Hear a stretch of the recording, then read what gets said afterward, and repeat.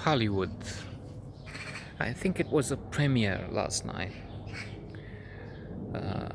on HBO. We had the chance to watch this documentary, which I found quite good, interesting. The main central theme is that the Warner Brothers, Sam Goldwyn, Louis B. Mayer, important figures in the history of Hollywood and thus history of cinema, have all departed from Poland, hence Pollywood, Hollywood, Pollywood, from shtetls with different names. I can't tell, they're not in my memory, and they would be difficult to pronounce. Wonderful entrepreneurs.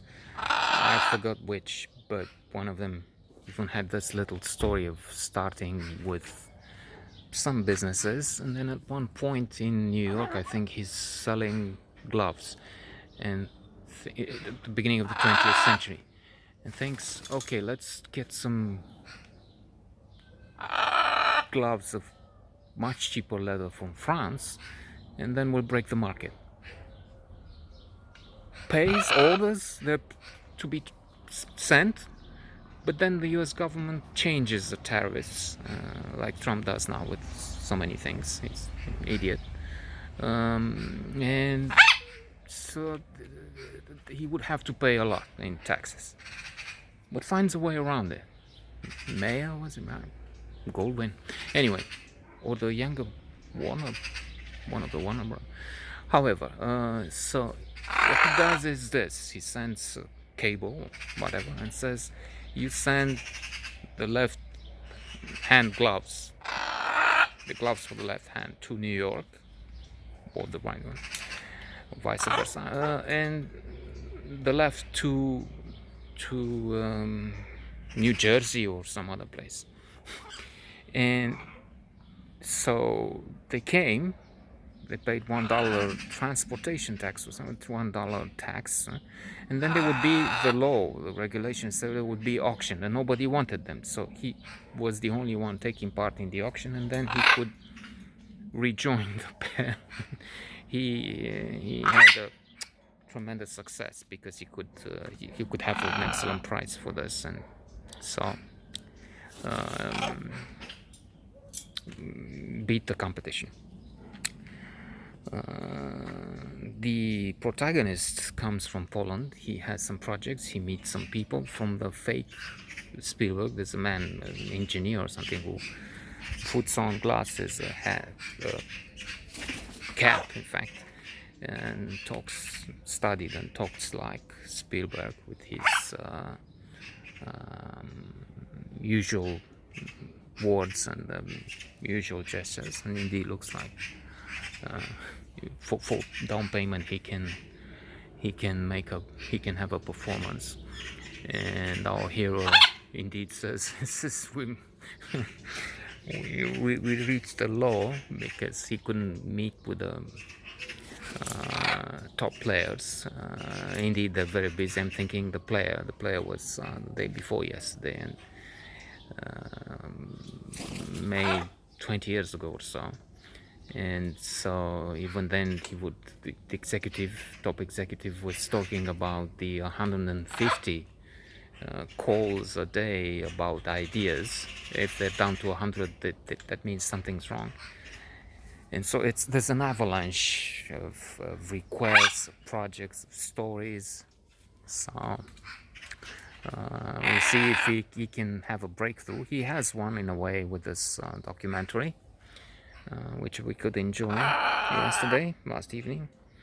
But then he has, and we'll see about that. We have some project about a film which has the first dog. I mean, there's this tribe. It's not a quote. I may have something wrong, but anyway, something like that. And they have a rule against getting animals inside or in contact or whatever. But there's this woman, this girl, in fact, young woman, girl, because there will be an objection later on on this side. And she's basically taming this wolf, and this becomes the first dog, something like that. So that's the idea, the connection with nature. And his interlocutor, he does speak with some players, some people who knew either Warner Brothers, or all of them, and then with also some producers, some executive producer for Pulp Fiction and Reservoir Dogs, one of the producers there. He's curious to know how Reservoir Dogs was translated in Poland. It was released in Poland. It was something like Mad Dogs, Rabbit Dogs. And what about Pulp Fiction? Well, Pulp Fiction is Pulp Fiction.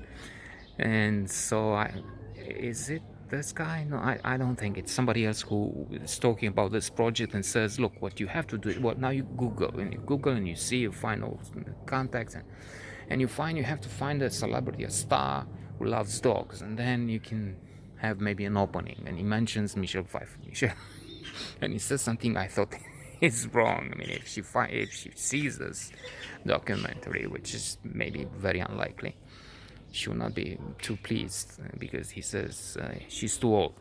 It means too old to be the, I don't know, teenager in the story, which becomes friendly with the wolf, aka first dog.